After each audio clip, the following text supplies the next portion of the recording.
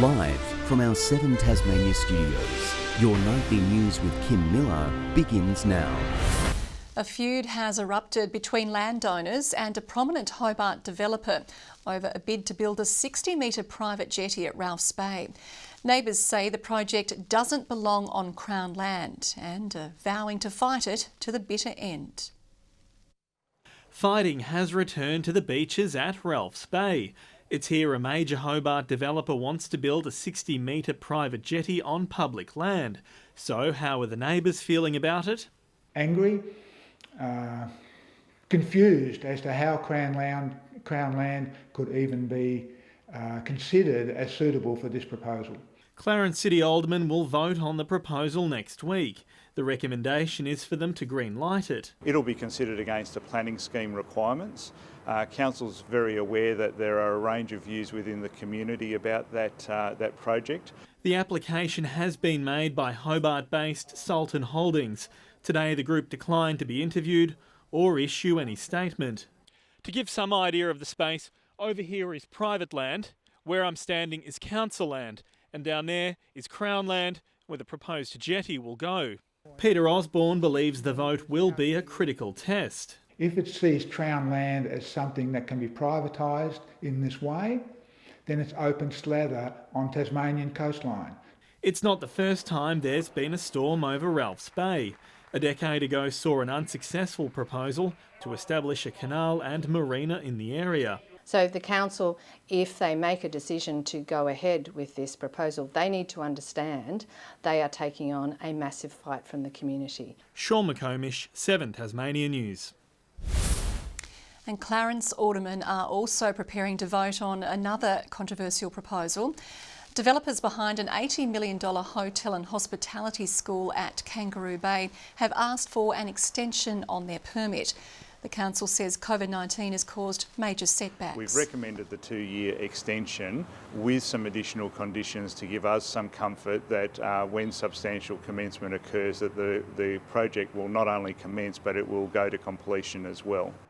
Shamrock Investments remains committed to seeing the plan through, while the University of Tasmania says it's open to assessing the ongoing viability of the project. Tasmania's events industry is pleading with the government to ease restrictions and allow COVID-safe festivals and gigs to go ahead this summer. With many New Year's Eve festivities now cancelled, businesses are unsure how much longer they'll survive. Production crew, bar staff and event managers. These are some of the people behind the scenes bringing festivals and events to life. Without them, gigs don't go ahead, but more importantly, without gigs, they don't have any income. It impacts on their family, it impacts on their mental health. And COVID has put their industry on hold. We've been forgotten. I mean, normally we like to stay out of the limelight, but at the moment we need to be in it. Prompt Productions handles the logistics of events, but it's not sure it can survive another 6 months if nothing changes. Absolutely devastated. Zero income for my business since the 13th of March. The summer period definitely is our most concentrated period for festival and events, and at the moment there isn't any. With most New Year's Eve events now cancelled, Vandemonian Touring wants the government to work with the industry to allow COVID-safe gigs to go ahead. If I look at WA, and at Northern Territory, mostly WA, they're doing gigs and it's going well and people are going back to work. For the sake of all the people in the events industry and hospitality, we ask, can you keep the borders shut and reduce the restrictions? The government says it is listening.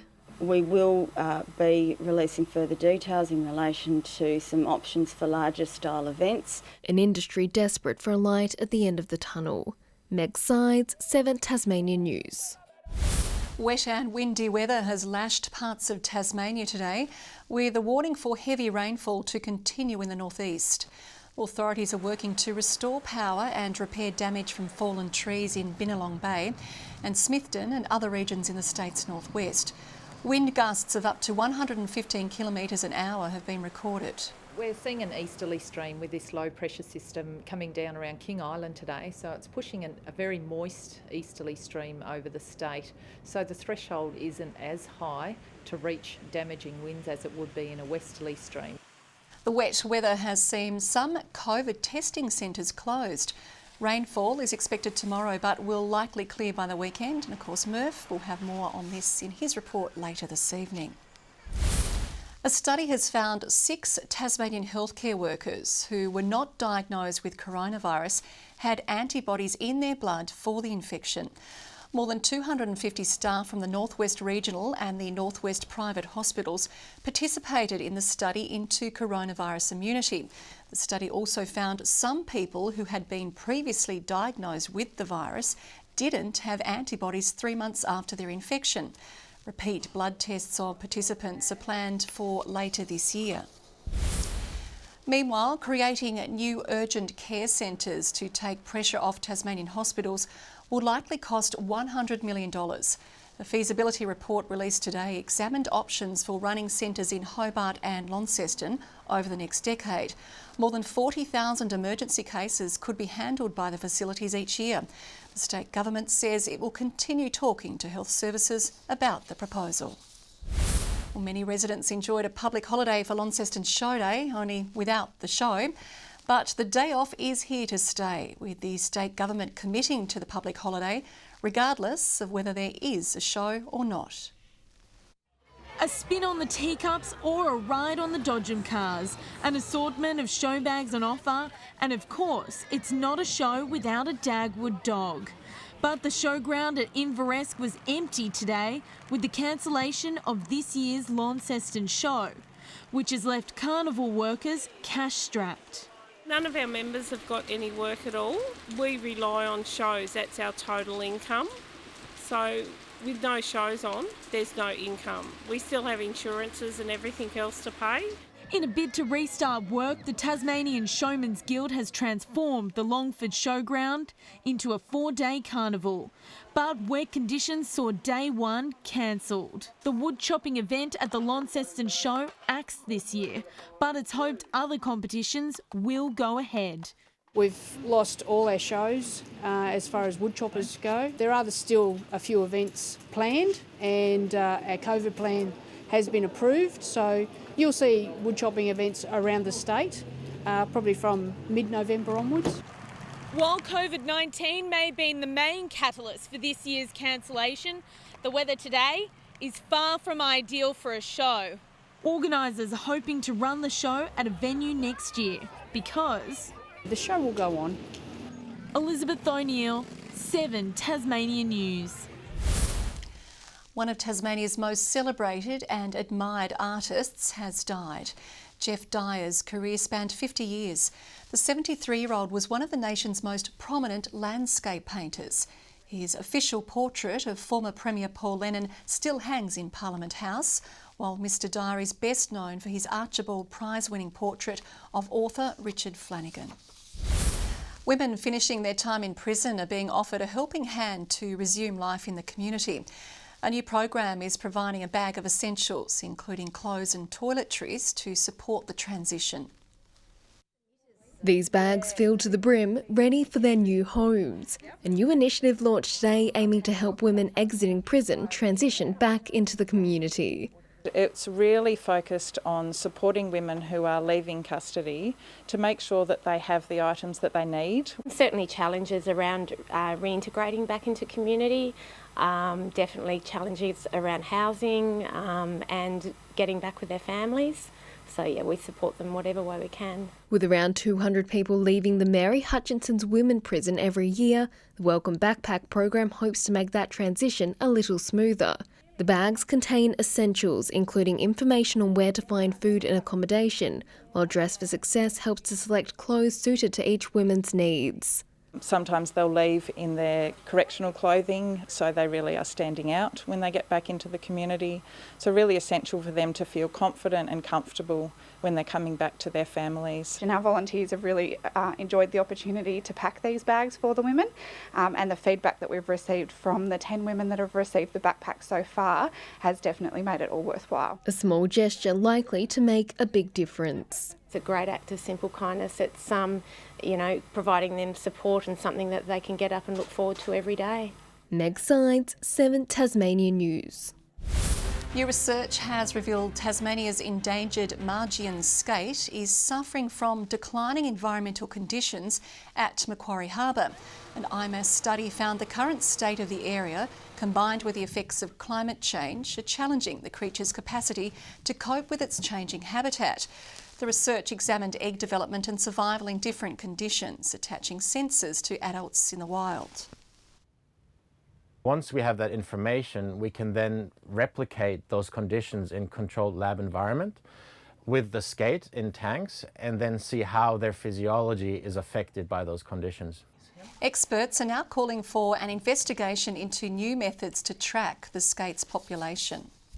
That finals footy feeling is back in the air as the Tasmanian State League's crunch time begins this weekend. Two mouth-watering matchups are on the cards and no team has the double chance, making the stakes higher than ever. One of the state's fiercest footy rivalries, kicking off the TSL finals. We certainly respect them. I mean, they've obviously made the last three grand finals, but I mean, I don't think we're on each other's Christmas card list. Launceston and Lauderdale set to butt heads at Windsor Park this Saturday after a big Bombers win last time out. Certainly last time we played them, we didn't show all our cards. Yep, they were too good for us, but we feel like our team is in pretty good shape. Well, I think we take confidence out of that our best football is very good. We've just got to make sure we're able to apply that every game and every quarter. They're looking to dash blue hopes once again, but it's not personal for Lauderdale. The rivalry has been very good. It was a little bit nasty from maybe 4 or 5 years ago, but I think once Mitch took over, it's just been a healthier rivalry. Across town, North Launceston starts another finals campaign as minor premier, but the side aren't getting ahead of themselves. You can't tend to look further than the week that is. It's a bit of a cliche in footy. Whitford coy on team selection today though. 3 rested stars in Callow, McCulloch and Bennett are all available, but I didn't say they were in, I said they were available. Confident they can overcome any perceived pressure from outside the club. You know, we're used to pressure with playing Lauderdale and Launceston at Windsor. They're pressure games. We're clear favourites and we're massive underdogs. It's a bit David and Goliath, isn't it? Having lost twice to the Bombers, the Roos are looking to bounce back and they're embracing their underdog tag. Well, I suppose we finished last, or equal last on percentage last year, didn't we? So we've come a long way. I suppose we are pinching ourselves. We always said that we didn't want to put a ceiling on this group. Forget the ceiling. A finals win would have them on cloud 9. Josh Duggan, 7 Tasmania News. 3 Tasmanians have claimed podium finishes in the drastically shortened Australian Off-Road Championship for 2020. 3 rounds of the series took place in Queensland and New South Wales, with Kyron Bacon taking 3rd overall in the E1. Jonty Reinders was 2nd in the E3 and Dalton Johnson was 3rd in the 2-stroke cup. Good evening. As the low arrive, the temperatures drop below average today. Hobart and Devonport 13, Launceston 14 and Burnie 15 degrees. 19 the top on Flinders Island, King Island 17 degrees, Strawn 16, Low Head, St Helens and Bushy Park all 13. Now here's the cloud that brought the rain. Best recent rainfall has been 170 millimetres of grey, including 135 millimetres since 9 a.m. Friendly Beaches 60, Triabunna 48 and St Helens 46 millimetres since 9 a.m. Plenty going on. Cloud is spiralling around a low near King Island. Associated cloud moved over Victoria and parts of New South Wales and South Australia. Tomorrow the low with several centres crosses Tasmania. A high moves over South Australia with troughs over WA and Queensland. North-east winds tending more southwesterly tomorrow at 10 to 20 knots, westerlies at 30 knots over northern waters. Gale warning from Sandy Cape to St Helens Point, a strong wind warning from Tasman Island to Sandy Cape. Also a moderate flood warning for the South Esk River, minor flood warnings for the Jordan, Macquarie, North Esk, Cole and Meander, a flood watch for the Mersey and Forth, a sheep grazier's warning for parts of the northwest and King Island. Tomorrow, Friday, 16 and showery for Hobart, 17 the top for Huonville, showers for Campania, 15 the high. Launceston expecting showers and 18, 17 for Devonport, showery for Georgetown, 18 the maximum. Burnie expecting a top of 17 with showers easing, showers increasing though for Strawn, 15 the high. Wynyard showers easing, 17 degrees, 17 also for St Helens, Swansea showery on 16 and Port Arthur 16 as well. On Saturday, showers over the west and far south, possible morning showers elsewhere. Mainly fine on Sunday apart from a shower for the west and far south, and on Monday a fine day with winds turning northerly. Partly cloudy in Perth and Adelaide, a shower clearing from Melbourne, sunny and 25 in Sydney, 31 and partly cloudy in Brisbane. Few showers around over Hobart, 12 degrees at the moment, partly cloudy in Launceston, 14 and 14 right now in Devonport. Still a bit of rain to come tomorrow, Kim. Does look like it, but I'm looking forward to the weekend. Thank you, Murph. That's all your news for now. I'll be back later with updates. Thanks for joining us. Good night.